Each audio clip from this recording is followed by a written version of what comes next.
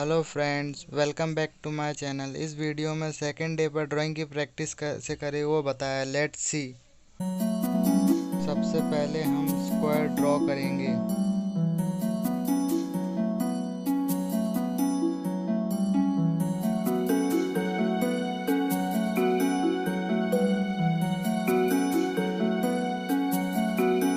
इसके बाद अब हम रेक्टेंगल ड्रॉ करेंगे।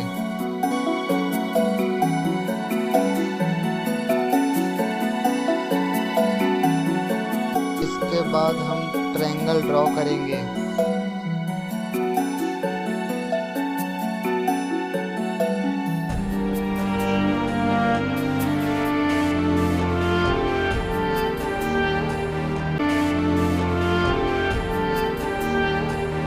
इसके बाद अब हम सर्कल ड्रॉ करेंगे।